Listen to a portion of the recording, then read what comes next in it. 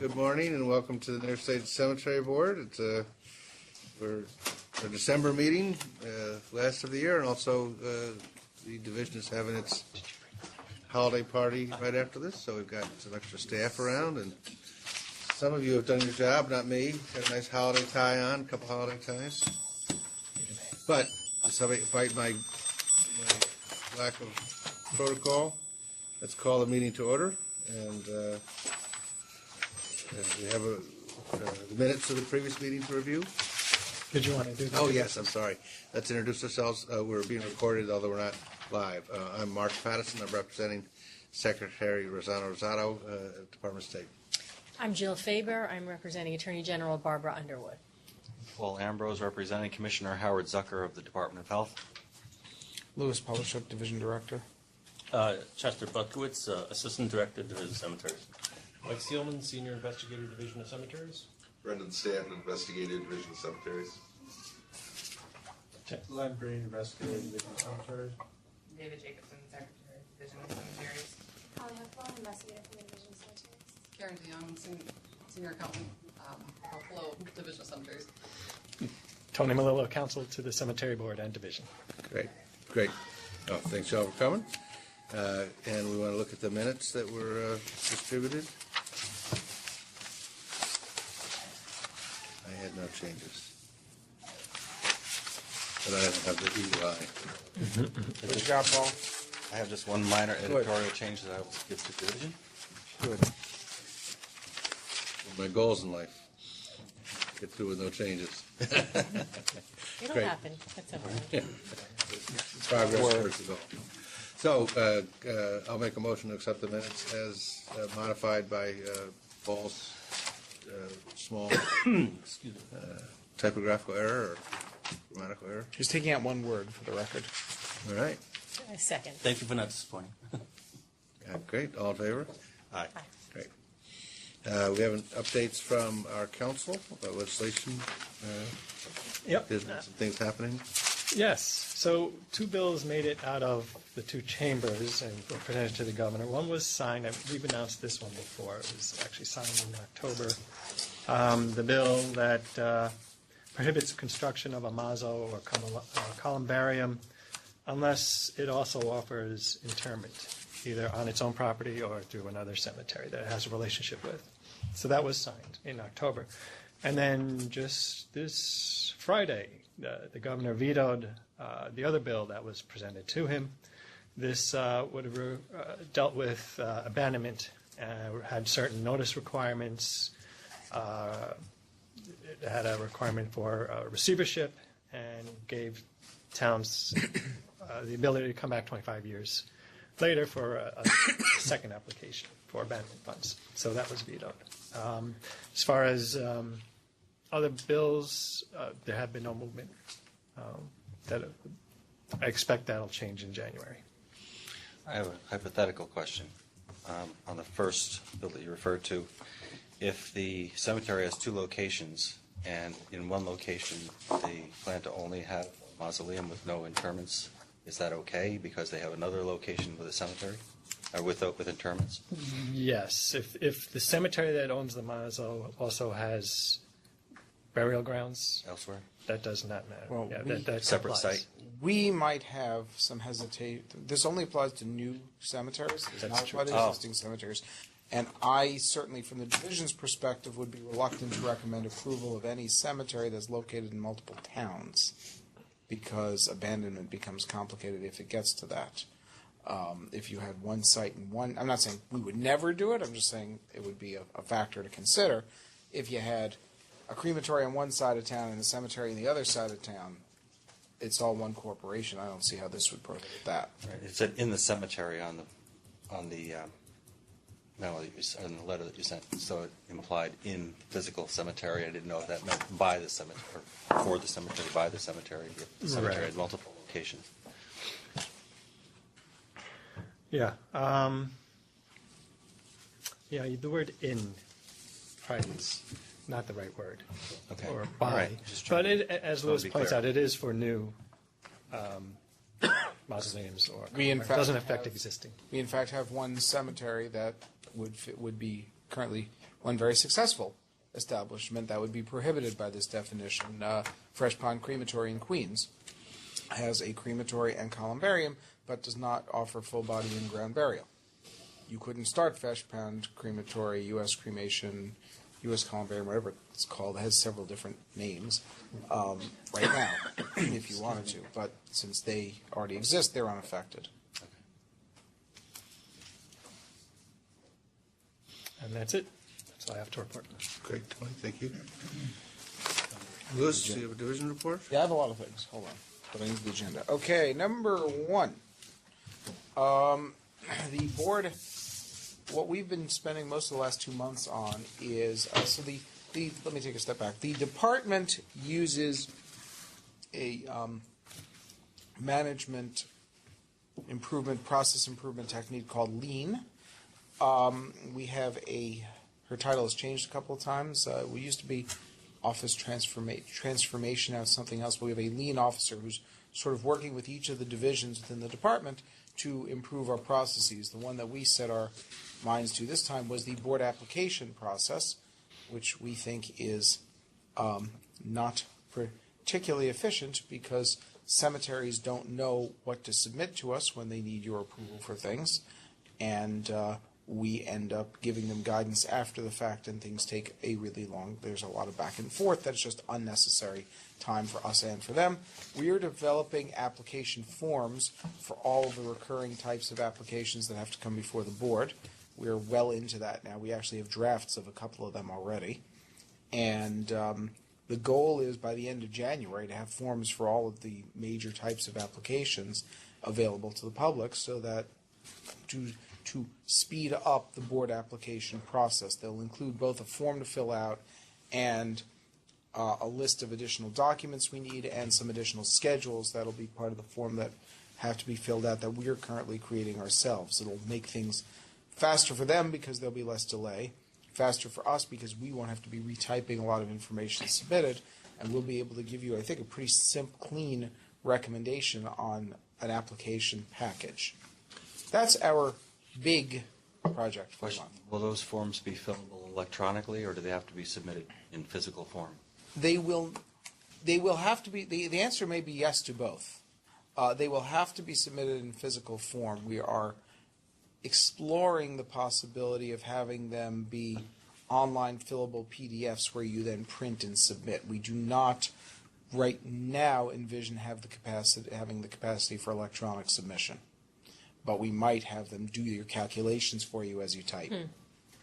The State Liquor Authority, when Lean first came out, did something similar with applications where they made them electronic, and you couldn't put invalid entries into the fields because there was a definition that popped up first to help you, and then it wouldn't accept entries that were non-permissible. Yeah. So it wouldn't have to, that would eliminate one more back and forth potentially if it was. That's how our annual report form works. We have an online portal for our annual report form, and it will not allow you to put in invalid entries or leave things blank or what have you. I don't think we quite have the capacity to do this with all of these different kinds of applications, at least not all at once. One thing we are thinking about exploring the possibility is having online submission for the for vandalism applications, because those are much more, I don't want to say cookie cutter, but they're much more similar to each other and much simpler, and that's also the most common thing the board deals with. So we might be able to put those online first. Now the format for that is actually in pretty good shape already. We don't have to develop one. We just need to make it available to the public. That's one where we're focusing on trying to get some kind of either online submission or at least completely fillable, click an email or something like that. That's number one thing. The second question, does the process does it extend into our review process such that we see a checklist of all of the items that should have been contained, like insurance verification and those types of things, and then just can focus on the things that are not missing or have questions? The short answer is, or the division has questions. we're not going to, except for vandalism type applications, we're not going to have a cover sheet checklist.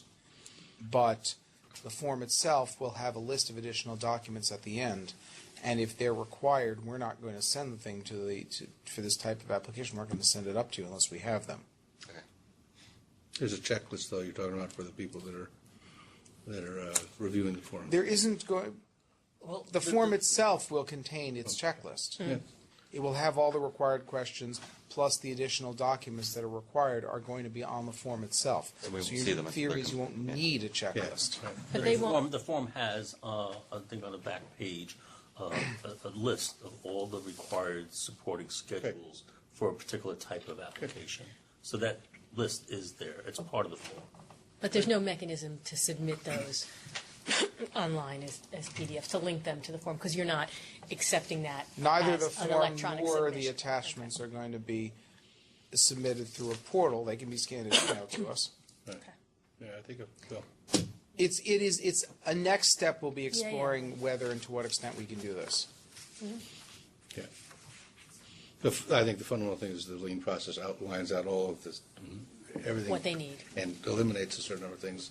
And so we'll be able to give guidance to the cemeteries more clearly. Here's the things that you need, because that'll be in the form, and instead of just chasing around. Less back and forth. I think the greatest thing is going to be the uniformity in which applications come to the division and for the board review. The next thing is our annual mailing, which is going to go out in a couple of weeks. This will obviously be one of the main subjects of our annual mailing. We're also going to be making a couple of changes to our annual mailing. We are not going to be sending paper copies of our annual report form to every cemetery. The form's available on our website. It's downloadable. You can go online and do it electronically if you want.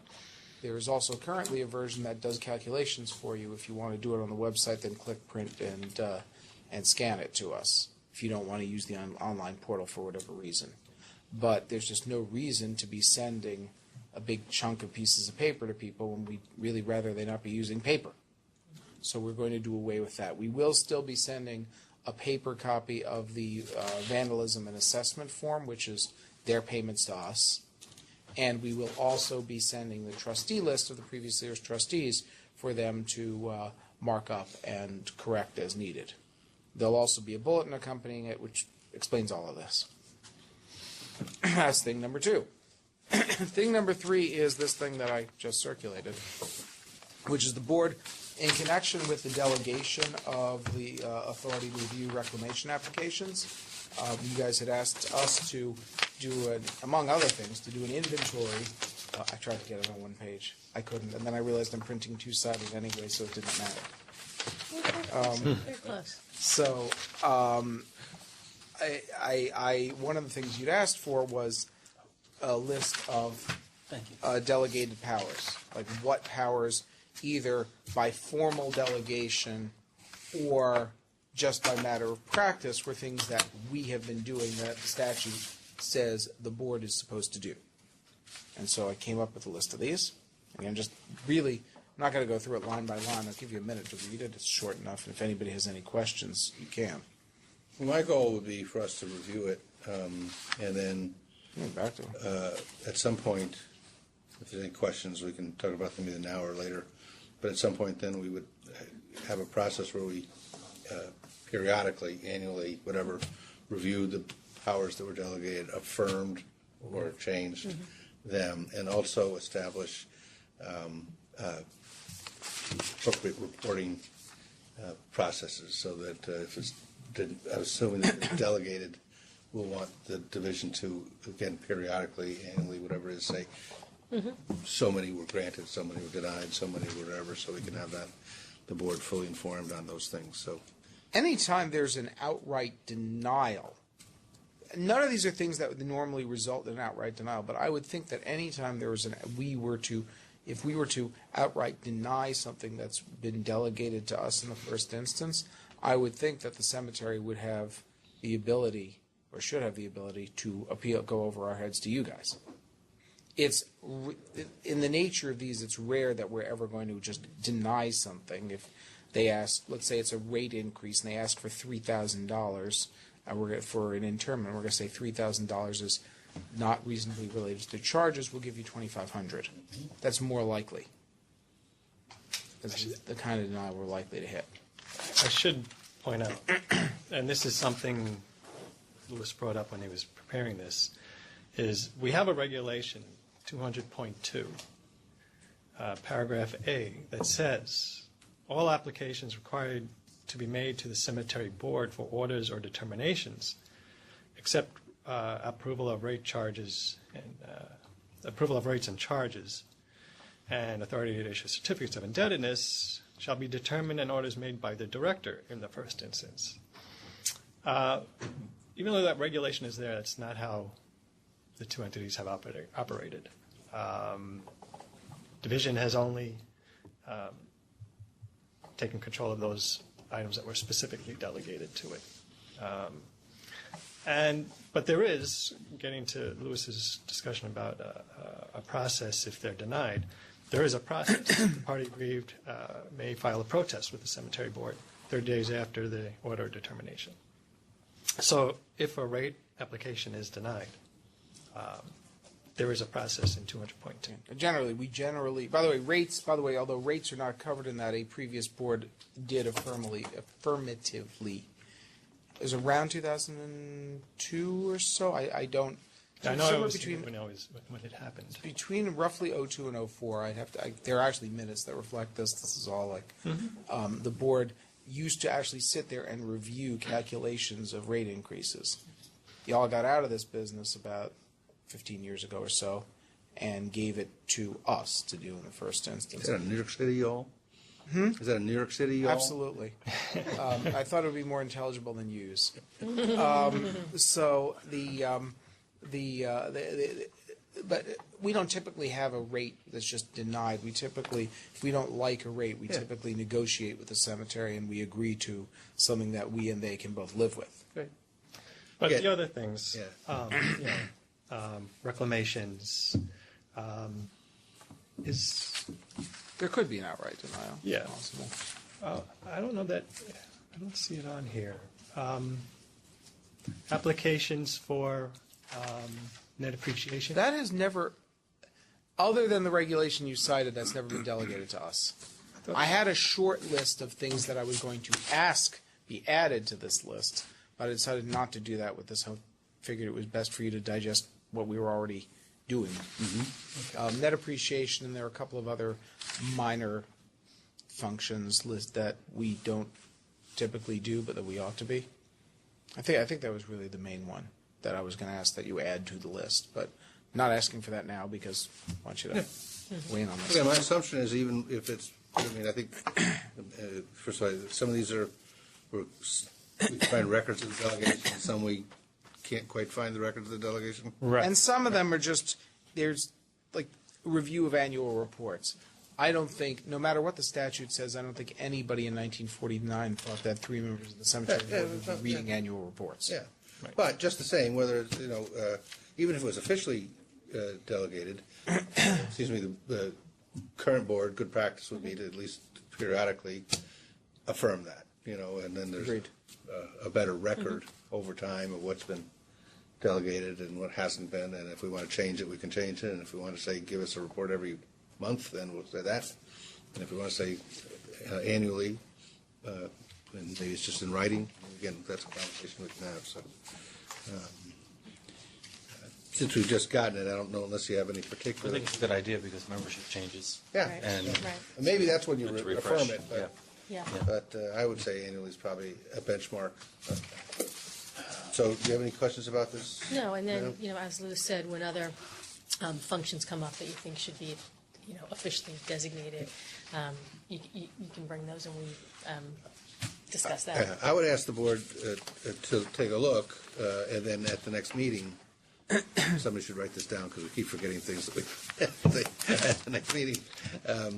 We would have a board action that reviewed this and affirmed the delegations, and then That's a good I'm not idea. sure you have to vote on how often you report, but we can have a conversation about what kind of reporting requirements. You could, drafting our resolution for next month, you could direct us by the following meeting to come up with a reporting plan. That's good stuff. So And if they're affirming existing delegations next month, it'd probably be a good idea for you to also ask them to make new delegations that you're? I think I'm just going to ask them to make new delegations because I don't have any great degree of confidence I will find all of these in the minutes from the last 15 years. Well, I mean, you wanted a net appreciation. Oh, you Yeah, mean yeah, yeah. Sure. you mean ones No, that no. aren't even de facto hours? Yeah, we could. yeah. Fair enough. We could do that. So it's all Right. considered in the same discussion. Yeah. Perfect. Okay. Next, some good news. I don't know if Jill, you probably could speak to this. I don't know if one uses the term "up the river" when someone is convicted for a felony north of New York City. But Robert Bauer was sentenced to 1.5 to 4.5 years for, in lay terms, stealing from Raymond Hill Cemetery, of which he was the superintendent, along with several other cemeteries, one of which was in our jurisdiction, Ballard Barrett Cemetery. One or two of which were not in our jurisdiction, and he stole money from somebody else too. I forget who.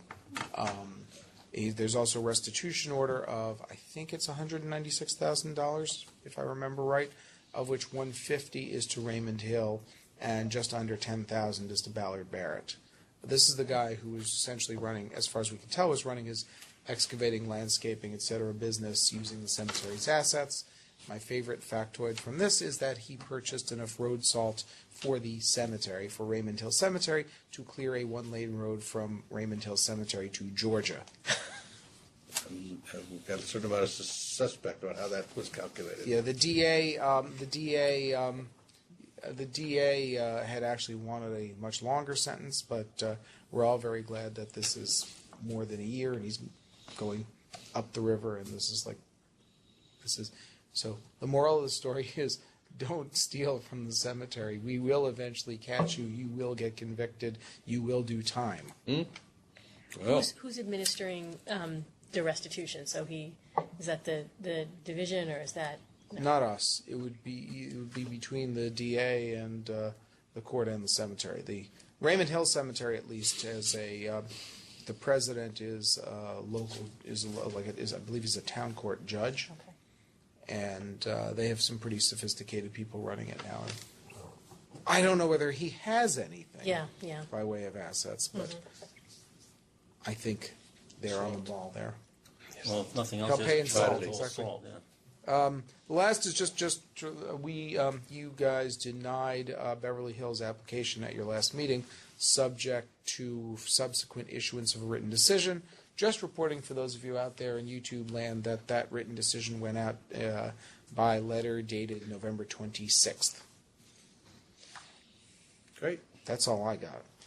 That was more than Any enough. questions for Louis?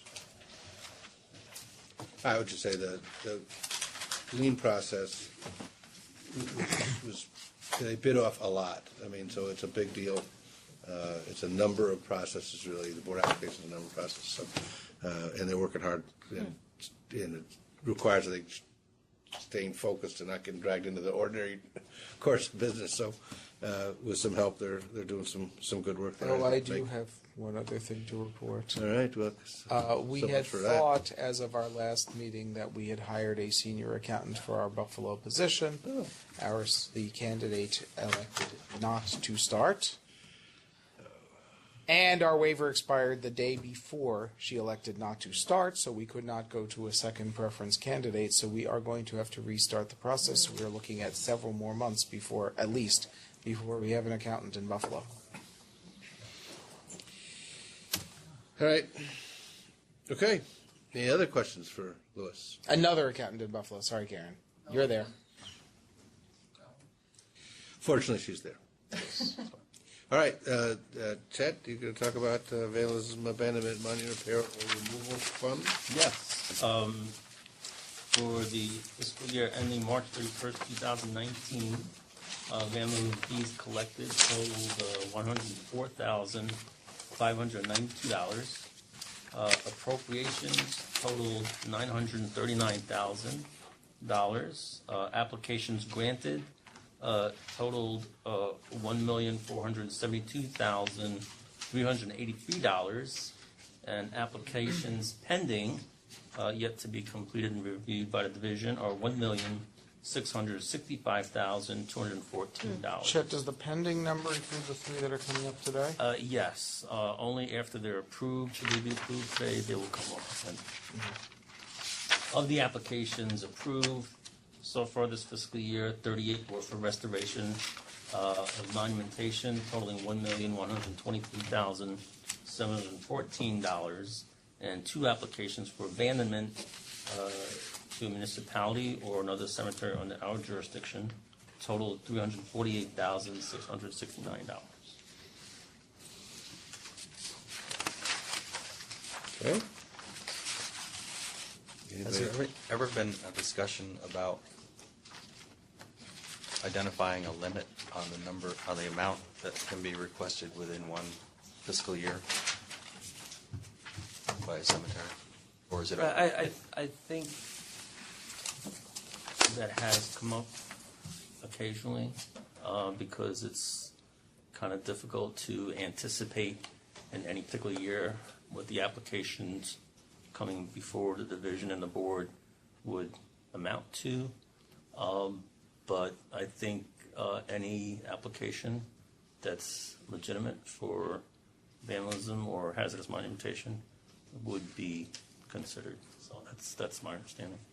Have we ever approved less than what was requested? Because, I mean, just in terms of the availability of funds Well, statewide, we're running into issues. So Yeah.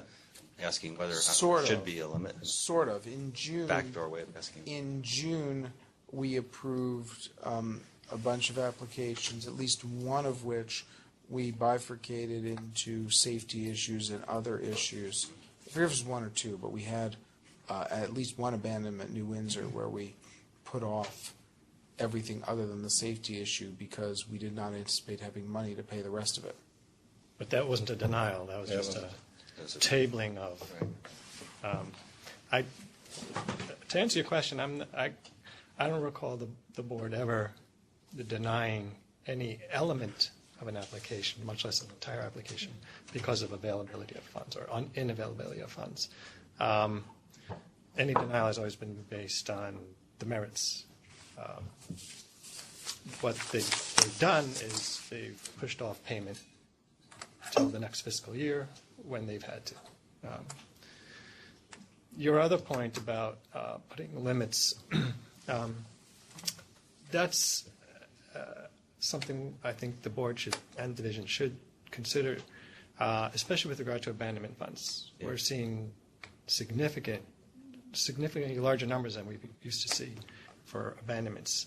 And the regulation does require them to provide financial information about the operation of the cemetery. Presumably, that information isn't just window dressing. It ought to be considered by the board when it decides whether or not to grant the full application for an abandonment fund.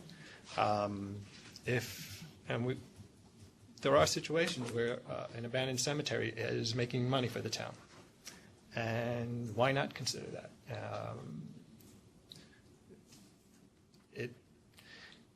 It would keep the fund healthy and provide funds for other resources if that kind of an analysis is done. So, And potentially other applicants. I mean, Right. we run out of money before, because someone has, I'm looking at one that's Right. well over $50,000 and asking, if it Mm-hmm. was spread across more cemeteries, it would help more cemeteries rather than managing one at the expense of others. On the other hand, if a 50-acre cemetery is abandoned and we have a cap of $100,000 or $50,000, No, I'm the talking town about has to abandonment. take- I'm sorry, I'm talking about restorations. I'm talking just about restorations. Restorations, yeah. But again, if a 50-acre cemetery is dangerous monuments scattered throughout the cemetery, the ones that we say are too much are probably the ones that's going to fall on someone. And there's no, Because there's there's no always the grading case. them in terms of It's intensity. impossible to. The only I don't know if you want to address this. The only thing we could really that we came up with is ones that are closest to roads and major paths are more dangerous. But you can't really tell if one's dangerous. There is usually a small risk of a catastrophic event. So what I guess, what Paul is asking is sort of a question that I have too. When these are submitted, the information that the cemetery provides about the dangerous condition is, in essence, they are saying, this is a dangerous condition, this is how much it's going to cost to remediate it, and So it would then be up to the board to say, let's actually, look and see whether we think that this substantively is. We do that. Oh, they do that. yeah. Right, so there's They- nothing. they do that. Right, so there's nothing, I guess, was your question whether there were other criteria, there were other types of funds that they're looking for that I'm weren't. that I'm didn't- looking at the fact that it's not an unlimited amount of money that we have available to work with. Starting Yeah. with that. And so since it's not an open-ended amount of money, how do you most equitably distribute the money that we have so that cemeteries are well covered? Paul, Yeah. you had talked about an annual limit, and in the past, what we've seen is if a cemetery comes in for hazardous monuments. Years ago, we tried to limit it to 20, just so that we could keep track. Each hole's supposed to be 48 inches deep, and we want the cemetery to keep an eye on the contractor to make sure that they are in fact doing what they said they've done. And the previous board said, no, don't limit it to 20, limit it to what's hazardous and approve what is hazardous. But practically speaking, when you get more than like 50 monuments, it's very difficult for a small contractor to do extra. I mean, it's a lot of work. Yeah. We require them to, well, the reg says they're supposed to report back within 90 days of receiving funding. They don't have to have the work done, but we kind of want them to have the work done. So that kind of limits it to an annual application of 50 or less, really. We don't see a lot more than 50 at a time. Every year, new monuments can become hazardous due to the Yep. frost and whatnot. Yep. So we have, like Albany Rural that's here today, they generally put in one a year. They have thousands and thousands of monuments, Yep. and they're doing what they can handle. So it kind of limits itself. To some cemeteries, I mean, it sounds like if there's a year when there's a submission for, repair of 50 hazardous monuments, does that speak to potentially a delayed, they've delayed doing the work that they need to do to keep those things safe, so that, there's, They're not required to do that. It's not Yeah. their responsibility. So some cemeteries do go around and make sure that they're safe, and others don't. But they're not required to. That's Right. That's why this exists. right, but I guess but in terms of, the unpredictability of the amount that's being asked for, if there was some obligation, then it might be that these things come in at a more predictable, 1 or 2 per cemetery a year. I don't know if that would make the amount that would be outgoing any more reliable on a year-to-year I don't basis. think we've No? ever seen more than one application Okay. a year from a specific cemetery. Maybe like Forest Lawn. Well, That's yeah, the like counter Forest example. Lawn has subsidiary cemeteries, so they may have several submissions, but they're not really from the same physical cemetery, for they're from different locations. And on occasion, we have seen both a vandalism and a hazardous monument application from one cemetery in 1 year. I guess But I was just to talking get- more about the number of monuments. Yeah. But just to say, we did send out earlier this year some guidance for cemeteries that have hazardous monumentation that cannot be addressed Right. currently in the current year to take steps to, Secure, yeah. protect. The other thing that really should be mentioned is this is a fairly new problem for the longest time. And Dave knows this. Every month, what would happen was the amount spent would be less than what we receive from cemeteries into the vandalism fund. And that was an issue for the cemeteries. It really troubled them that. $9 million. Yes. I thought maybe someone would mention that number. There was an accumulation that had built up over the years, and cemeteries were keeping track of that and letting us know that they were keeping track of it.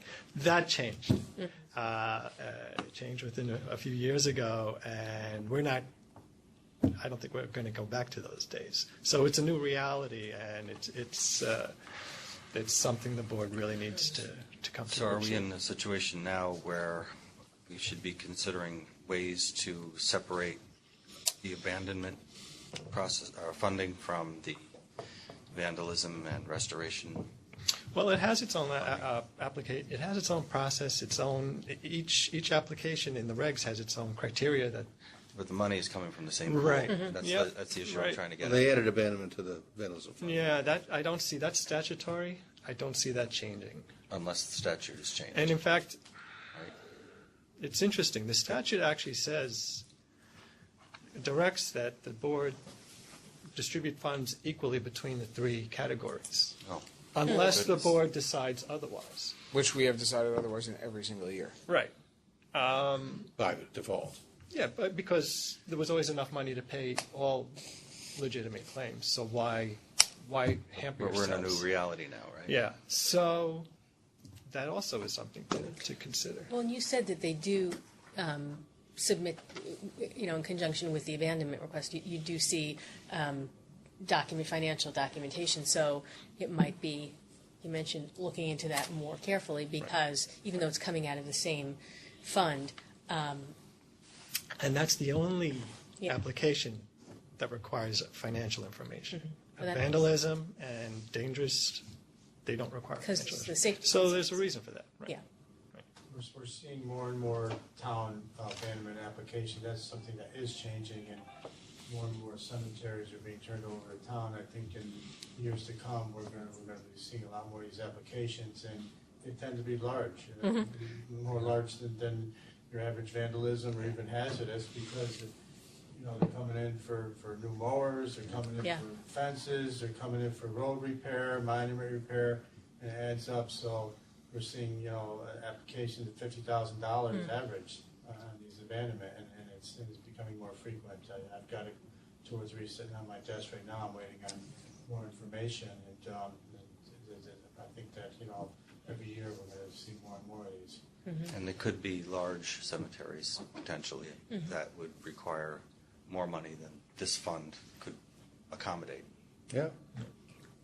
It's almost by definition, because in terms of abandonment, it's probably after a long period of decline, Yeah, yeah. and it's only a one-time, the town only gets one shot at the deal, so, Although some of them do get substantial, because cemeteries can't spend their permanent maintenance funds, there's sometimes a nice chunk of money that goes Yeah. with the abandoned Yeah. cemetery, a few $100,000. Right. So it's probably worth looking into the documentation, the financial condition, to see what they have, how they spent it, vis-a-vis, even if they're legitimate Right. requests that they're making for equipment and infrastructure, look at the equities of how they should be paid for. well, we are by default prioritizing now based on first in, because we ran out of money. Prioritizing first based on safety. Well, we then are also first in. looking at issues in terms of initially approving only safety-related issues. Right, initially approving it's by safety. But we're not paying out as denying first in. non-safety, and, we ran out of money. So that's a default prioritization, so the idea that we should start thinking about how we will manage this. I think it's got more to it. I think that those are good suggestions for us to look at. Prevention of abandonment, certainly, again, trying to work with our local communities to know what's going on and perhaps sometimes help along the way before the abandonment is reached, trying to figure out ways to revitalize cemeteries so that they don't, making decisions to make sure their permanent maintenance funds are. We're relying on this funding source as a way to prepare ourselves for what could be coming in terms of a large demand for abandonment funds, I think is risky. No, the funding source is as structured today is inadequate for its purpose. That's what I'm. Period. Based- Full stop. Yeah, there you go. So was- you either, No I was dispute on beating that. around the bush and not. yeah, so you're either Basically, looking at the funding and how Took the that's words going out. to change, or, reshaping how Yeah, it's we're. one end or the other. It's got to be either on the demand side or the supply side. We got to Right, figure that all out. the- You're an economist. Well, we are looking at those things. We've had some conversations. We've got to have, at the division level, we've got to have some more about what kinds of solutions might be in place to deal with the fact that we have more demand currently than we have resources. It's a problem. And there's, So make that part of the strategic plan. Well, I just mentioned to the division. Yeah. Mike, that maybe during the lien process, going through the vandalism, hazardous monument, and abandonment applications, we can include this as part of the discussion.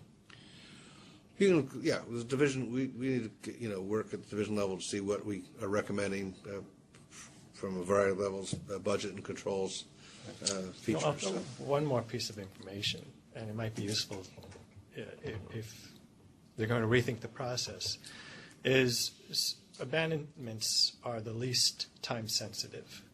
In fact, sometimes a town will wait a couple of years before making an application for abandonment funds. Vandalism, you want to take care of right away. Dangerous monuments, you want to take care of right away. Abandonment has time, so that can be pushed off because of that. I mean, the towns themselves do it.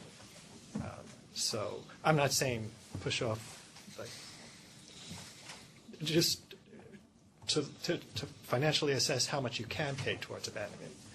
You have time for those applications. But obviously, very important questions, given where we are. Okay. And we have some We have 3 applications. applications in front of us. One of Except which, one, the Tonkin. no, we have 3 vandalism No, applications. yes, go ahead. 3 vandalism applications. Albany Rural, Whispering Maples, and the I don't Cemetery. even have one for myself. I actually. Just give it, I don't need it. All right, so we have Albany Rural. Yeah, Albany Rural has, and again, like I said before, they come in, they've got several historic monuments, that moves the boundary here.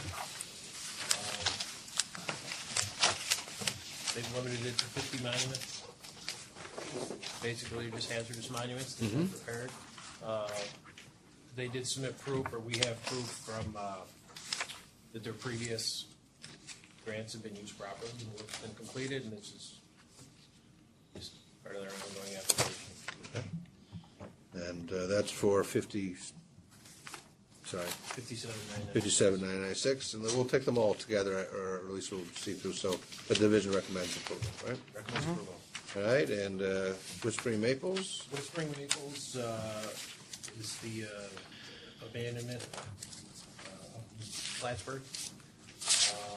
The amount requested is based on change orders that the contractor submitted. They originally, and we couldn't find where they had included the ice guards on the metal roofs. They have metal peaked roofs, and they added, they're like little metal tabs that stick up to keep snow and ice from falling down.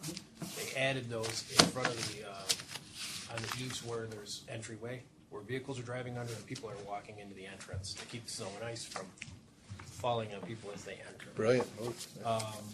Okay. And then in addition to, and so there's 2 different reports, because there's 2 different locations. These were added at both locations. I saw that they were installed. And then they had a substandard, there's a canopy so that a person or a procession could At drive. Plattsburgh, right? Yeah, both of them have them, where you could drive up to the front entrance, so you'd be out of the rain and weather as you're removing a body. And they found that there was 2x4, or excuse me, not 2x4, dimensional lumber beams holding this up that were substandard, so they replaced them at both sites with laminated beams. They're just stronger. The one was actually covered under the did a $17,000 leeway in the original grant contingency, and this one wasn't. So they were both what we figured were necessary. The work has been done, and they submitted the application. And We recommended approval. recommend approval? I talked to a code official about that to see if those ice guards were required. And there isn't a specific requirement for it. However, they said that if it was recommended by the manufacturer, that the code would defer to that. And while I haven't reached out to the manufacturer, it seems to me that you wouldn't want ice and snow piling up in a sidewalk in front of an entrance Or falling on people's heads. So in Plattsburgh. I was going to raise this issue, but I now realize I had a misunderstanding of what these devices were. But since I had raised it with division, let me give my spiel to the board. I thought these were the snow slides that help snow slide off your roof. And it sounded to me like an improvement, even though it's $1,800, that aspect of it. I was like, well, should the board be approving an improvement to a building? This does sound like a safety issue. It's a guard rather than the slides that you have on the sides. So in view of my new understanding, I have no issue with this application. Something else that, I don't know if it's relative or relevant, we received the applications from the receiver, and this was lumped in with the retainers. They're done with the work. The physical work is done. The only, I think the only outstanding expense is gonna be to purchase a lift, and this was approved by the board originally for one of the sites. So the construction's done. I've been up, it looks great. Community's very happy, the town's very happy. But because they submitted this $1,800 with a big chunk of retainage, the contractor has certainly waiting for, waiting for this to get approved so that they can get the overall payment, so that they can be paid off and done. And are they within the original approach? They have not exceeded it. I think that, Like based on the price. $15,000 or something like that. Yeah. I think it's within $50 for the price of that lift, the casket lift. And that was the last that I heard. Yeah, great. We also haven't physically paid out all of the $2 million yet. That was separate from the fund. Once we do, the remaining 149 will be subject to availability of funds, just like everything is. Right. And that is true for these other two. So Yes. These are recommended for approval, Subject but they're to recommended availability of funds. approval subject to the availability of funding. The cemeteries know that. So they're included in the pending, the ones that? Yes. Okay. Now, to be clear, we have not actually exceeded our appropriation or cash in terms of payouts. Yes. Right. We have overcommitted it, but there is still money left to pay the things that we have overcommitted to. Right. So as vouchers come in, We process them until we run out we of money. process them till we run out of money. But these applications have been presented and approved after the point which we have. Well, This piece is after the point. The rest of it was approved a year ago. Worcester Maple is talking about. Yeah. Yeah, no, I'm not talking about Worcester Maple. Yeah, yes. It's that piece, right? So that's a good clarification. Yeah. Any other questions from the board in terms of these three? Do you want to take them together, or do you want to, there's one remaining, which is Ariskany Falls. which Sorry, is thank you. not an application. They haven't come in before. It's a small cemetery in the village of Ariskany Falls. They requested for 17 monuments, total of 18,445. And I was out and I looked at them and they're definitely hazardous and I recommended approval. In terms of process, question, why is the Whispering Maples being considered the same? We've never, I don't have any recollection of having dealt with something like this when we're talking about restoration and vandalism funds. So Whispering Maples is the abandonment. Yeah. So the original the reason that this came back is because the snow guards Yeah. and the replacement of that beam were not included in the original. Right, I understand that, but I've never seen that kind of application considered in the same process. They're not monuments. That aren't monuments. They're not monuments. You can't, dangerous buildings are not dangerous monuments. Right. Operating So cemeteries can't do and we're this. approving these as though it's all Abandonment. part of the same. It's an abandonment. Abandonment, thank you. That's what I needed. I mean, That's what I was. our requirements for each type of application are different. Your approval of vandalism, abandonment, or dangerous monuments is the same. Got it. Thank you. Okay, so can we take them together? Any particular questions of the board about individual We did applications? the risk one? We did a We risk. just talked about, we can do them individually In if you terms, like. in terms of the process for Whispering Maples, should they have been requested in advance of approval, but we're approving this even though they already started, they already did the work and They probably should have given us a heads up that they were doing it, but my guess is the contractor didn't even realize that it wasn't in the scope of the board's order until afterwards. I'm wondering whether they should be told that in the future they should be following a. I don't know, is it a Process. change order or is it a, There's a change order. Is everything done? Is there more? I'm happy to answer it if you'd like, since sure, Yep. that's, yeah, yeah. The snow guards were put on as a last-minute issue. It actually was disclosed that they were going to be putting them on. They took the opportunity to do it because it was required by the manufacturer to do it. It's Plattsburgh and Ellenburg, where an average snowfall is about a foot. So to not have that safety precaution, they thought it was a danger to the public health or to the community safety. So they decided to go ahead and do it. After disclosing that they were going to do it, the contractors had pretty much run up against their limit on with the little extra contingency that was available for that project. Knowing that, they did it because it had to be done. And if it wasn't going to be approved by the board, and it's not approved by the board, then the receiver, who's appointed by the court, will absorb that cost through the corporation, but it in fact is part of the work that had to be done. and you say disclose, what do you mean by disclose? We informed people that we were going to be doing the additional work. From, A division, you mean? Yes. We didn't submit an application in advance. Okay. That's your. Yeah. But in deference to the receiver and the contractors, the work was going on. It was The- time sensitive. It was time sensitive. The roofing company was there, had to either do the work or not do the Yeah, work. no. And to do additional, have them come back and do additional work would have cost more. So is all the work done now?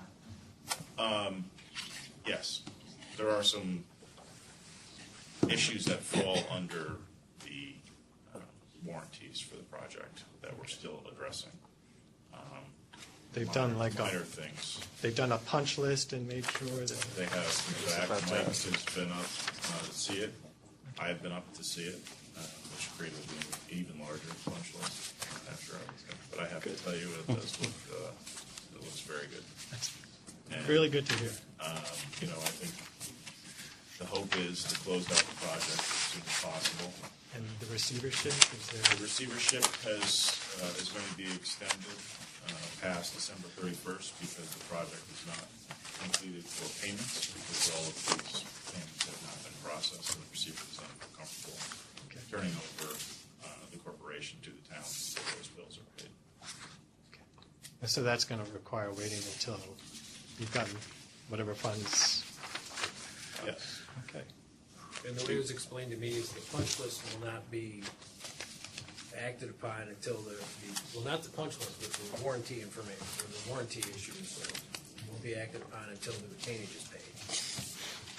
Contractors have gone without payment for quite some time and have threatened action and will not do anything else on the project until those fees are paid. Okay, so I'll make a motion to approve the three Vandalism Fund applications for Albany Rural Cemetery for $57,996.14 for Whispering Maples. Is it correct to say that one figure, Mike? Yes. Is it correct to say that we were approving this for $7,825? Yes, that's the additional amount. We'll have to break it out in terms of the, okay. And Oriskany Cemetery for the amount of $18,355, all out of the Vandalism Fund. Should be 18,445. Okay. Corrected to, correct, And 94 cents. 94 cents. The minutes should reflect that those figures were changed. And all of the above is subject to And all of the above is subject to availability of funds. the availability of funds. Once you approve it, things for you to sign. So I made that motion. Do I have a second? Second. Great. All in favor? Aye. Motion carries for all three cemeteries. Somebody said we are in the ditch, stop digging. Apparently, have to figure that out. There are two. Just so as you know, while we're circulating this, there are 2 copies of the order for Whispering, because I think Plattsburgh and Ellenburg are on different vouchers, and they might want an original order with each voucher. They're identical. They're just 2 Next copies. is D. Tonkin. All right, I'll tell you about D. Tonkin. The short of it is that we're withdrawing our recommendation to deny it and asking that it be tabled to next month. The cemetery wants to submit more information, but I'll tell you a little bit about the project. D. Tonkin wants to replace a retort that has been inoperative since 2003 with an operative retort and do substantial reconfigurations of their buildings to create a space for committal type ceremonies. D. Tonkin is kind of an unusual crematory. I believe there are 2 like it in the state that were formerly funeral home crematory combinations that operated under the grandfathering provisions of the anti-combination law.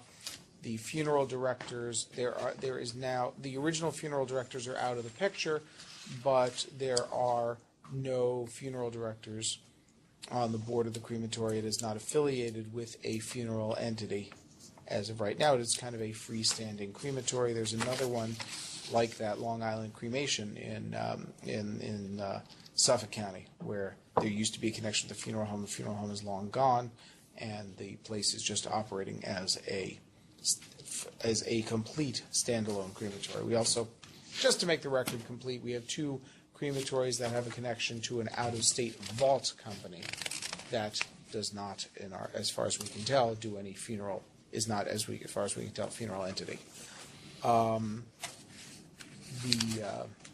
The application got held up for a while because one of their board members maybe kind of sort of arguably might have had some affiliation with a funeral firm. He's off the board.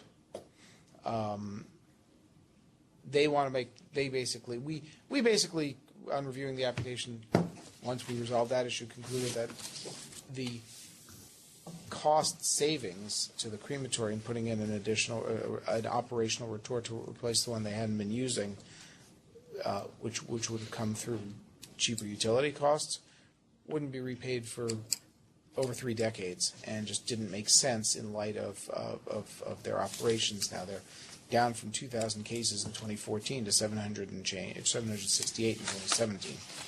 That said, they want to argue why this is part of a vision for them for their crematorium, without expressing any opinion on what we will think about that when we see it. We wanted to give them that opportunity. So we're recommending that you table it pending receipt of more information from them. And we'll So they modify it. requested it be tabled? Yes. Right, so you're not withdrawing your, it's just that they request to be tabled. And we think that's a fair request. At their request. They did that yesterday, right? They did that It yesterday. may not change the facts, but. I didn't get them the write-up until Friday, so that's why they only did it yesterday. I might as well give you some analysis of some legal issues to ponder until this comes before you for a decision.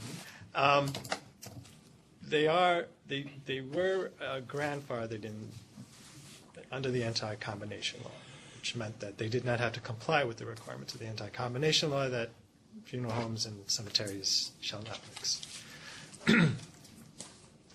So an important question is, have they fully separated from the funeral home, or any funeral home, such that, well, actually, I'll stick with what I said first, the funeral home, such that they don't have the protection of the grandfather clause anymore, which means they're subject to the anti-combination law, which means that they cannot hereafter have a relationship with a funeral entity, as the term the statute uses.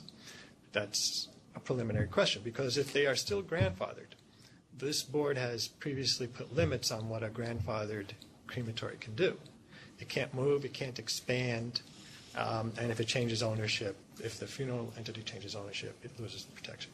Was there another? I think Can't move, can't expand. Yeah. It basically said you're There are limited to 3 things. what you had. Well, I thought the No, third that thing too, is that but- it can't change ownership. Yeah, but that, right. Yeah, that- sell, move, or expand, that's right. Right. So, this could be viewed as an expansion, so it's important for the board to know whether or not this is still a grandfathered entity. Right, the funeral home that it was associated with was on the same premises. It is literally boarded up. Right. D. Tonkin itself, the crematory corporation, owns the building in which the funeral home was located, in which the crematory is located. And so that brings up an alternative issue, which is, okay, if it's not grandfathered anymore, it's still on premises where a funeral home is operated. Somebody could get the bright idea to start that funeral home up again on that premises where this crematory is located, where it's leasing its land. If this board allows it to expand and then it enters into a relationship with a funeral home again, that would be a real violation. So we need to. That'd be an end run. Yeah, an end run, exactly. So we have to be careful about that and make sure that the applicant understands the limitations. I have a different question. If it's no longer associated with a funeral home that was grandfathered, is it now supposed to be obsolete due to the change in ownership? So that's an issue we talked about when those first applications came in front of the board a few years ago. When there's actually a board memo on the website, Department of State Division of Cemeteries website, that discusses the board's resolution of these issues, because there actually were separate applications. The memo that's on the website doesn't deal with the issue of once a crematory stops having a relationship with the funeral entity, does it have to shut down? That was one interpretation. The board did not adopt that interpretation. I don't think the board ever explicitly ruled against that. It didn't need to in those cases. So it could be still viewed as an open question. Once one of these grandfathered entities stops having a relationship with a funeral home, should it shut down? And there's a policy reason for that, which is that crematories should exist to help cemeteries that have burial grounds. The more cremations, the less burials. Cemeteries that have burial grounds really need to get into the business of cremation to make up for the loss of burials. And so there's a good policy reason for that view. The anti-combination law and the grandfather clause doesn't necessarily compel that result. So the board could decide that when this relationship ends, this crematory does not have to shut down, that it becomes one of these standalones like we have in other cases where it's a crematory, no burial grounds, and it has a relationship with another entity like is it a monument company, a vault company? So it's not in conflict with the anti-combo law. I just, from a division's perspective, those operations not associated with crematory or some sort of cemetery are very challenging to oversee. Yes. Right. That's another issue. Right. There have been a number of issues that came before the division that were very, again, challenging to resolve because of the lack of a relationship or being operated by a cemetery, an actual cemetery. If you look at the legislative history to the anti-combo law, I mean, one of the significant issues for the passing of the anti-combo law was when you have a not-for-profit related to a for-profit, all kinds of bad things can happen. And the not-for-profit loses its focus on providing a benefit to the community when it's tied to a for-profit that's focuses on making money. And financially, all kinds of diversions and misreporting of income can happen and does happen. And I think in a number of instances, the IRS doesn't even recognize them as not-for-profit. At the very least, it makes it hard for the division to audit them because they share assets, they share employees. Often there's bank accounts and funds up point. It's really difficult, even when they're not doing anything wrong. They're just, not necessarily keeping a clear division of their operations. And then if they are doing something wrong, it really becomes a mess. So Wetumpka and Long Island Cremation are different in that respect. There is no for-profit entity with which they are affiliated. They are still odd from a statutory perspective. You don't have families invested in the continuing operation of a crematory the way you would have invested in the continuing operation of a cemetery. Makes for potentially for differences in governance. But with these two in particular, we don't have the putting all of the losses on the for-profit side and putting all the profits on the not-for-profit side that the other ones have at times tried to do. But it sounds like, for the purposes of the application that's not before us today, but that's going to be before us, we're really looking at the threshold issue of, are they grandfathered anymore? Is that's what we're talking That's about? definitely Well, no, they're definitely not grandfathered anymore. The question is, So what do we- now that they are how does not that- grandfathered, yeah, how does that does that impact their mean application? they no longer they are not grandfathered, and they, at least as far as we can tell, as of what I know right now, do not need the benefits of grandfathering because they're not combined with any funeral entity. Given those two things, what result? Right.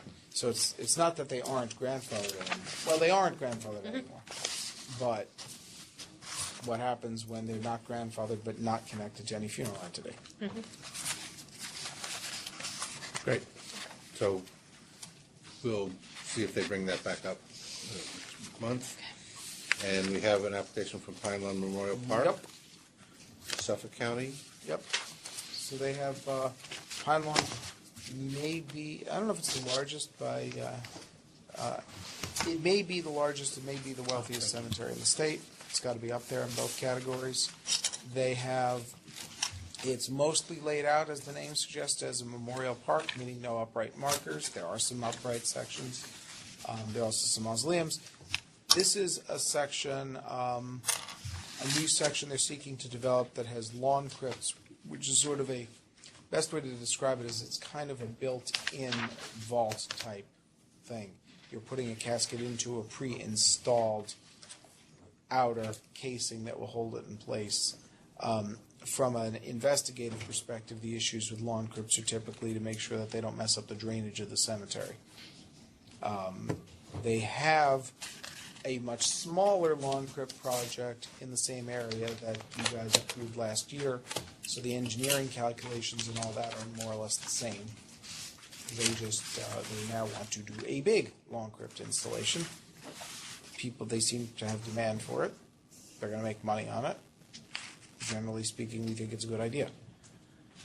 So we think the numbers, I'm looking at from 2014 through 2017, it looks like the lawn crypt sales have increased pretty significantly. Well, 'Cause they've increased from year to year. Yep. And do you think that that's a trend that'll continue? Is there any reason to believe that if they install more of these, the sales won't keep increasing? There's no certainty, But from what you, Seems like they'll sell them. industry-wide, okay. not so many cemeteries do lawn crypts. Okay. They do. Ferncliff does a lot of them. They're not that common, but they seem to be selling them. I should mention they have these losses they're showing. They've had major capital expenditures in connection with, which you guys had approved. They had a lot of roads to relocate. The cemetery is bisected by a road on which the speed limit is 50 miles an hour. And pulling, as are several other cemeteries, Beth Moses, Wellwood, Mount Ararat, and New Montefiore, and two cemeteries outside our jurisdiction, a Catholic one and the National Cemetery. So, pulling out of the cemetery, any of these cemeteries, is to say the least an adventure. Pine Lawn is working its way through a major capital project. I think it's all but done now, to relocate the entrances to its roads to align them with a newly installed work the county is doing, which would include a traffic light, which will make it less likely upon pulling out of the cemetery that you will just stay in the cemetery forever. So that accounts for much of what you're seeing as losses in operations, because they spend a lot of money on construction. Okay, so any questions about the application from Pine Lawn? So usually when it's, I think the regs even permit that these things happen in pieces, and recognize that it happens in pieces. It's unusual to have such a small first stage, and then this is much larger than the stage that happened before. And I'm concerned about the fact that it looks like they're using the same data from 2013, 2014. Here we are 4 years later. I don't know that. It'd be nice to hear from someone from the cemetery that, like, even though the labor costs haven't changed in 4 years, things change rapidly. I did verify that the engineering calculations were unchanged. Okay. So that's project related. I also have a concern about the application and the financial information the board's been given. Typically, the board's given a full financial picture of the applicant. Here, we have a financial statement that only has income and expense. It doesn't have assets and liabilities. I believe Division has indicated that they actually did get such a report. I meant to send to you guys. But it's not in the packet.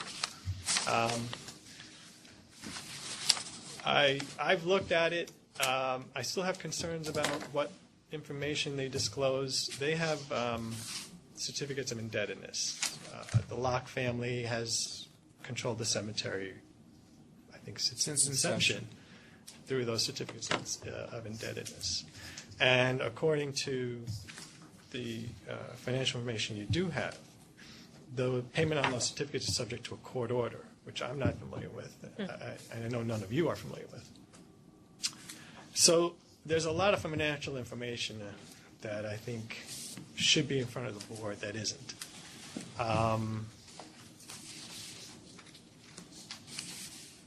However, the application, assuming that the board is comfortable with the information on the application itself, the project, Pine Lawn is a cemetery we see frequently. I'm in discussion with them on other projects, so I know these financial issues can be worked on. They're not just going to run and hide from us. They'll be in front of us again, and so I can work with them to talk about the issues I have with what they're reporting financially and what's coming in front of the division and what comes in front of the board on these applications. So I'm not asking that the board hold off on this on that basis. Just on the project, I think the board should be comfortable with the information it has on the project. Bruce, can you speak to that, or is that just the piece about the cost estimates, or should we call Justin? The cost estimates. Why don't you identify yourself for posterity, by the way? Bruce Geiger, I represent Pine Lawn. The cost estimates should be pretty accurate because we've had a lot of experience with the sales of lawn crypts.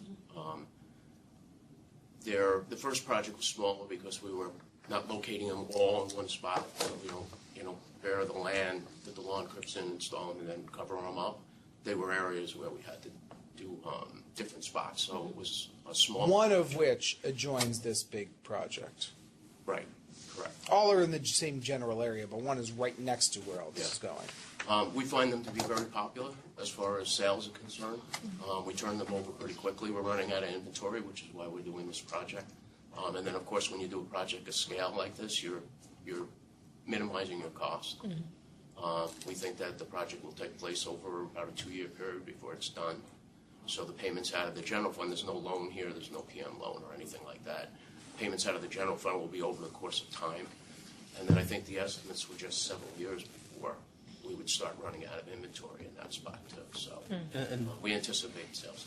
And development is by Pine Lawn employees or staff, right? Yeah. Oh, is that right? It's not. We have unionized, I believe. Yeah, You're not using any outside workforce vendors that does. for this. And so the projections that you just discussed, just going back to what Louis said, those are current and ongoing projections. Those aren't necessarily static as of 2013. Like I said, they would be using experience, so okay. they would see the kind of demand that they're having. And, well, as far as labor costs and everything, Yeah. they negotiate the labor charges with their workforce. And in terms of the number of years, you were saying 2 to 3 years to see. So We could be, answer more specific questions about that. Certainly, with the division, approval condition.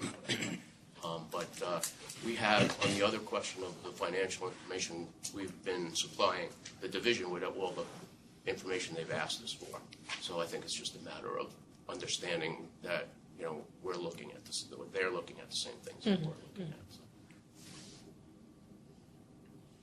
So when you sell a lot, these lawn crypts are multiple level potentially? Is there a limit to how high they can be? Are you getting one lot sale regardless of how many people? I think there's single and double lawn crypt. They're talking about a quad. You're going to get into an area where I'm not going to be able to answer. Just that curious. specifically. Cemetery gets revenue from one lot sale, regardless of how many people are in the lawn crypt above it. When you're selling new, I'm going to take this more generally. Right now, if you're selling graves, you're specifying how many rites of burial are in there. And when the lot is sold, it's sold. There's a whole separate discussion that's not germane here, that if a cemetery sold things and later allows, which it didn't allow before, for multiple interments in a lot, starts allowing double death, can it charge a lot sale fee for an additional rite of interment?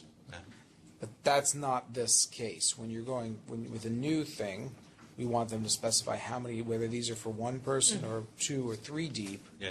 They need to specify how many that is. You're selling it. There's one lot sale at the end of it. Obviously, there are multiple interment charges.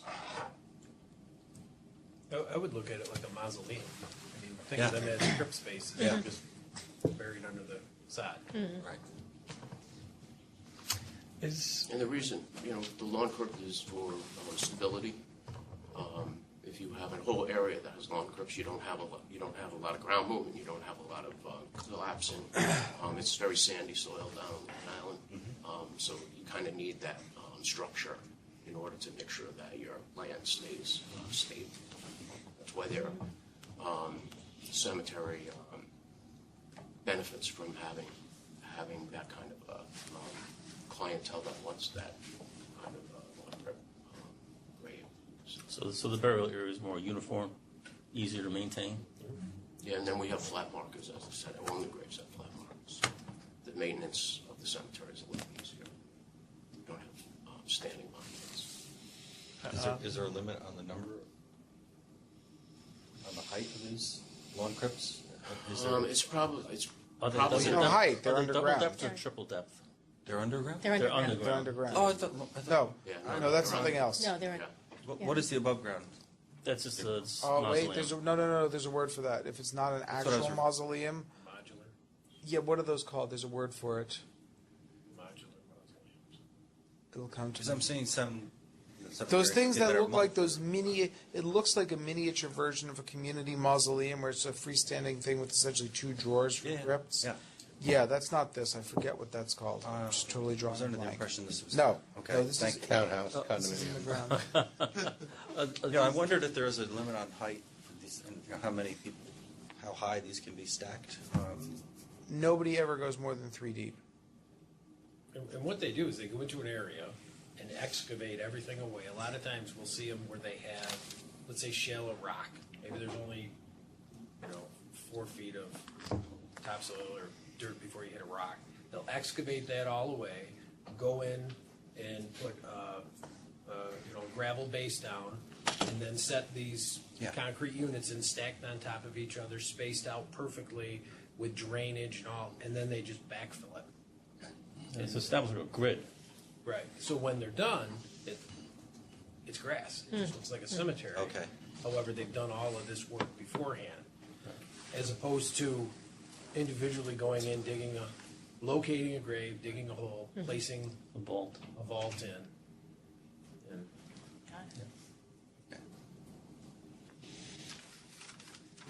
So we have an application. I'll make a motion to approve that application. Pine Lawn, based on the division's recommendation. Second, let me just ask Tony one question. In the issue you raised about the other financial information, it sounds like, if I'm correct, that that's really separate from what the board is considering with Right. with this construction. That's something as background and context to consider. But it sounds like you do have that documentation. Well, yes, I have the document that board doesn't have, but I still have issues with what's being reported. But, But I guess I've said this does it before. bear on Right, what no, we have before? not directly. Okay. So on every application, I think it's important that the board have a good understanding of the cemetery, how it operates, how it's doing financially, whether there are any potential red flags. Because in many cases, it's the only time the board has an opportunity to see how the cemetery is doing. And often we'll pick up on things from the financial information that will lead to discussion and changes in either reporting or operation. So part of that is missing here, is that you don't have the complete picture of Pine Lawn's operation. But like I said, they'll be back. This is not one So that it doesn't relate we only directly. see every 20 years. We use applications as an opportunity to review their financials. Right. Since there are going to be other applications, of course, we'll have other opportunities. Right. Right. So we're not missing some required component. And sometimes that application, right, is a way to hold their feet Got to it. the fire if you Okay. do want to see changes. Pine Lawn isn't the cemetery Okay. that has. Thank you. That They answers will my be question. responsive to Okay. me once I Okay. start having those discussions. But I do have another question, though. I'm looking at Alicia's report.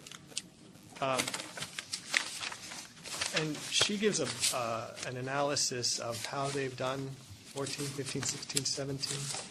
Did she do an analysis of how this project will do? That's in her narrative. Yeah, I think it's in. Other than, expecting to sell 3,500 crypts over 5 to 6 years, I think that's based upon their experience. Pine Lawn is the largest cemetery under our jurisdiction. Lawn crypts, along with mausoleums, is what they do. Yeah, but you guys usually do a spreadsheet analysis. Right, which shows was, how, at what point the expenses get paid off, at what point they're making money, and that kind of thing. I don't see that. the short answer is the summary of that is contained in her memo itself. The longer answer is we have not been standardized as to which applications we actually do return on investment calculations, which of them we look at expected payback on things in a different format. That's actually what I spent a significant portion of this morning talking about in connection with the lien thing. Yeah. That we want to have forms for that are going to be standard across the board. So that doesn't really answer I why raise we it, don't well, have that I mean, schedule here. one of the things that, not to use a pun, but it's a little cryptic here. Alicia's report says, where is it?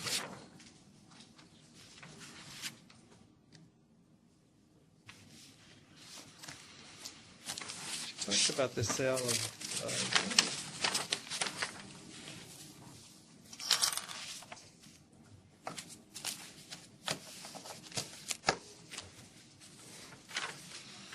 I've got it right here. It's one page. Yeah. Yeah, I'm Is it looking where at it says Pine Lawn expects to sell all 3,500 crypts in 5 to 6 years? There it is. It's in the next to last paragraph, the second sentence. The revenue from these sales are not significant when compared to the revenue from the No, sale of from inscription and bronze sales. Okay. We excluded that. Okay. We also did not include interment revenue here. Okay.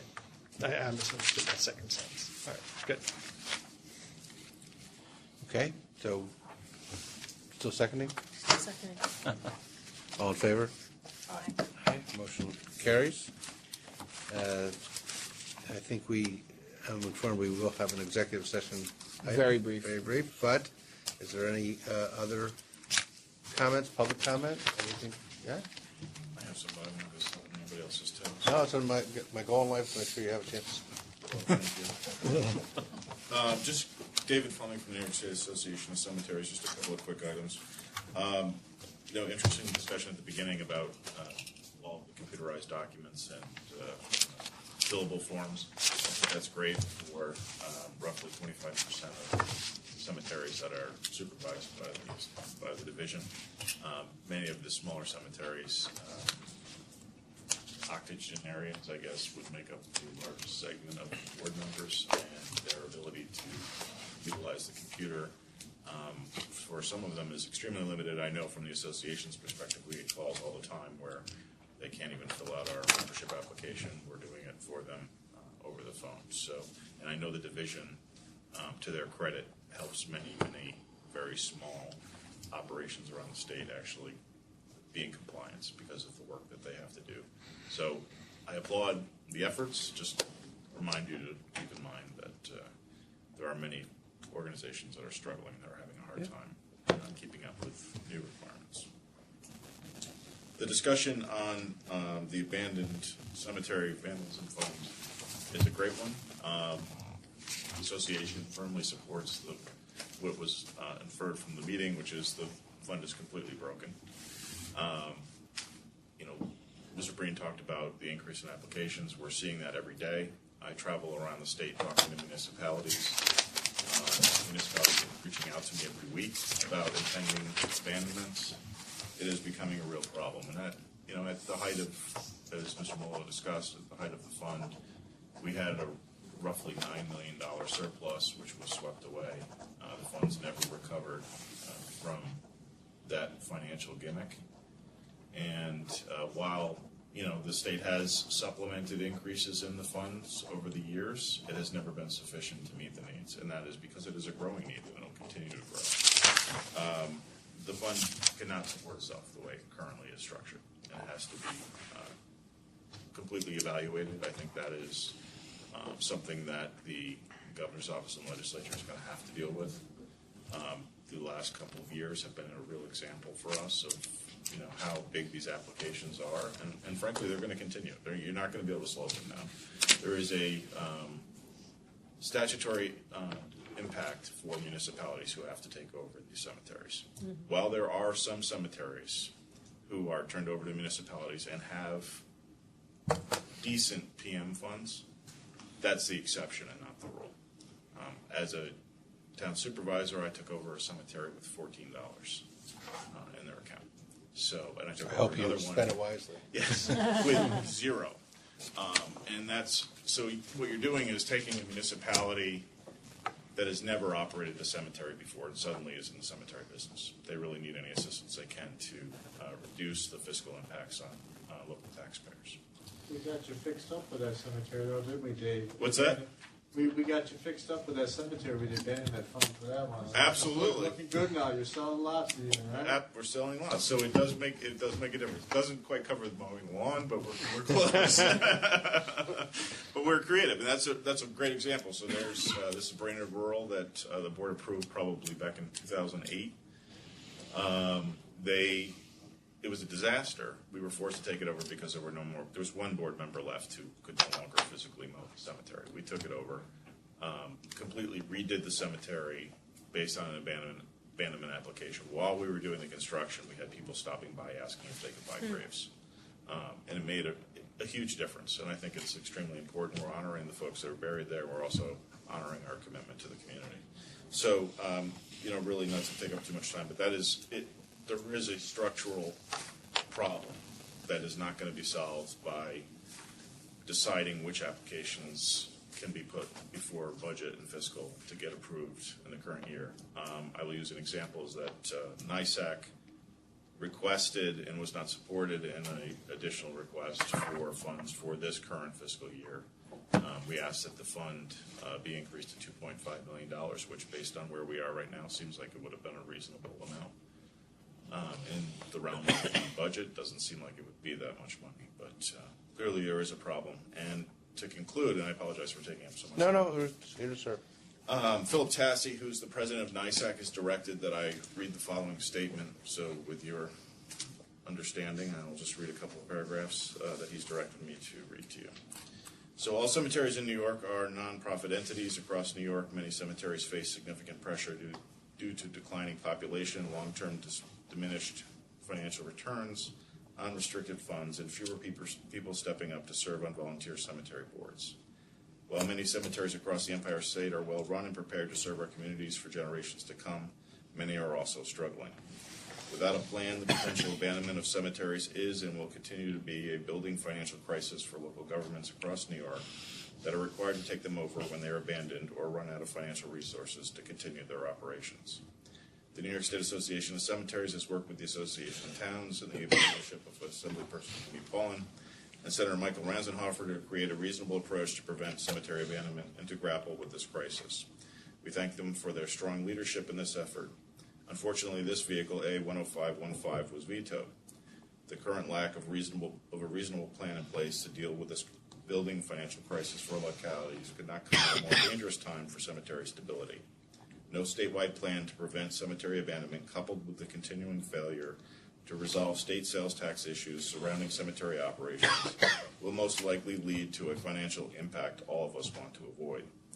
Nonetheless, NISAC stands ready to deal with these two intertwined issues in the context of the upcoming budget and legislative session. We are committed to standing up for the families we serve and to helping local governments avoid budget impacts that could reach the tens of millions of dollars. Working with the leadership of Governor Cuomo and the legislature, we are confident we can resolve these issues. Cemeteries run by cemeteries should be our goal. The exceptional service to our families remains NISAC's priority. That was from NISAC President Phil Tassi. Dave, I think it might be helpful. I'm not sure if Joe was here when the sales tax issue was last mentioned. You want to give a short summary of that? Excellent segue. Mr. Polishek, thank you. The sales tax issue is becoming more and more of an issue. I think, so you're aware, any type of sale or service related to a funeral and burial is exempt from state sales tax. In fact, it was just extended a year or two ago to even monuments. However, there is no specific clarification in statute that says all cemetery-related goods and services are exempt from sales tax. That's a real problem since cemeteries haven't collected sales tax, and as I just discussed, many of them are struggling and barely able to get by. I've heard a couple of comments about, well, cemeteries shouldn't be florists or other things. That's not what we're talking about here. We're talking about goods and services permanent to the cemetery. In fact, in our meeting with Tax and Finance, they indicated that they might decide to tax annual care services that the cemetery provides and services associated with trusts that were left to the cemetery to provide maintenance and service. To the point And so of what you're tax. saying is there's no corresponding tax on, to the consumer who's Correct. purchasing anything that's related to those services. And so if you were to decide to do something retroactively, which you can certainly do under statute with Tax and Finance, if you were to come to a small cemetery that's only sale was perhaps engravings or cleanings or something of the graves, that's their only income stream. They're handing those keys over to the municipality. They're not going to be able to do that. And in fact, the cemeteries were operating under a previous letter from a former director who indicated goods and services by a cemetery were not taxable. So cemeteries have not been collecting the tax. So there is a real concern that you combine the fact that there's not enough money in the funds right now to deal with abandoned cemeteries, to deal with dangerous monuments. You combine that, and so cemeteries they're frustrated with how to deal with some of these things and how to deal with operationally, how to deal with abandonments or preventing abandonments. And then you add to that the sales tax issue, which can be insurmountable for smaller cemeteries. That just, we think, is a fiscal recipe for disaster. I mean, to clarify, you have two related issues here. One is that they can go back a certain number of years, and almost none of these cemeteries, not like any cemeteries, collected sales tax on annual care. So going back 10 years of annual care could be a significant burden, and that's true regardless. The second separate piece is that some of the smaller cemeteries may not be financially sophisticated enough to set up, that's what they're saying, is they may not be set up financially to start collecting sales tax. But also, how would you calculate someone giving you $500 for perpetual collection of sales tax from the return on the trust to pay for whatever that service is that you're going to be providing? I mean, it's truly outrageous. I think all of these issues are really intertwined, which is we have to do something proactively. The association is certainly more than happy to work with everyone on even the funding mechanisms needed to keep these funds operating. But also cognizant of the fact that we started down a very slippery slope, which we pointed out, and Mr. Malillo pointed out that we had pointed out many times that it was a problem, that sweeping these funds would eventually have a due date, and we're there. I think that's the underlying issue. Thank you for that. Thank you. Did you have legislation on sales tax last year? We do. We actually have a bill in right now. It was part of the Senate budget last year. We have met with the governor's office on this issue already. It is becoming, it's getting folks, particularly upstate in Western New York, very upset because there have been a couple of settlements with tax and finance, and those settlements far exceed even assets of cemeteries in Western New York, which could be a real problem, which will come to you eventually. And I would like to say that the association has done the best they can over the years. They've created new mechanisms, which you're using here on your board all the time, to help deal with the cemetery abandonment issue. We've created the ability for cemeteries to adopt essentially, solvent cemeteries to help take over abandoned cemeteries where it makes sense for both entities. We've created tools like that. We've expanded some of the monument issues because we have situations where cemetery, you have 2 board members left. They don't even have 3 folks that will serve on the board. And to try to figure out how they're going to do $25,000 to $50,000 in monument restoration, and they have absolutely no interest in doing that. And so the municipal assistance bill that we worked on also, kind of pushes people so that the division's been using that frequently to try to get local municipalities to try to help these cemeteries and say, look, just help them out a little bit with some goods and services so then you don't have to take them over. Right. I think it's those mechanisms that have helped, but now we're really at a significant point, and I bring that to the board's attention because Well, that's good context. I mean, that's good context because it sounds like systemically, the factors you described really are what, that's the background to what we're discussing in terms of this fund that we have in the abandonments. And I think, again, I don't mean to monopolize too much, but just really historically, if you look back, I think the last cemetery-wide report that was done was from outside the state, 91, 92, that analyzed cemetery assets and operations. And at that time, 77% of large cemeteries were underfunded, 66% of small cemeteries were underfunded. That's a massive structural problem, and it all comes about because there weren't trust funds when cemeteries were first created, and we haven't been dealing with any real significant evolution of protecting cemeteries until 1949. So you're dealing with over 200 years where cemeteries were operating. So it's a structural problem that we're going to have to address. Thank you for letting me take so much time. Other public comment?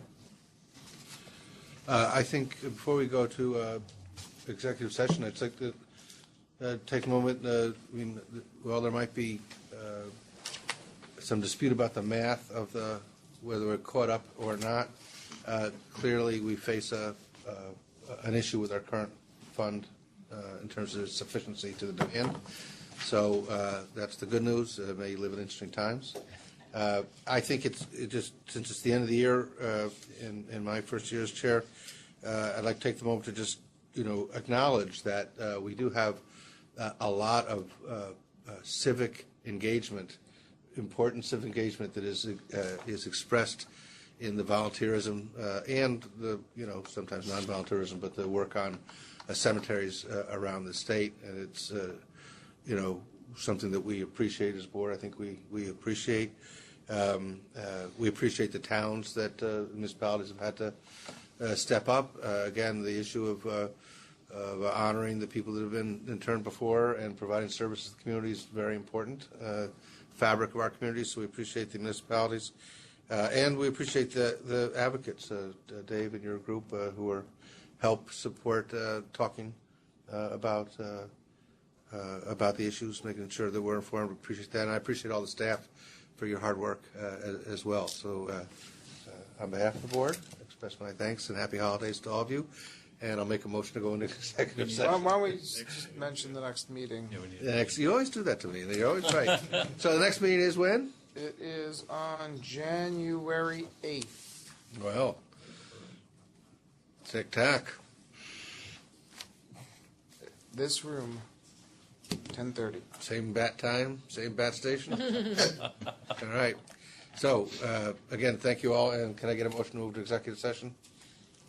Moved, Second. all in favor? Aye. Thank you all. We'll be back after that to report if there's any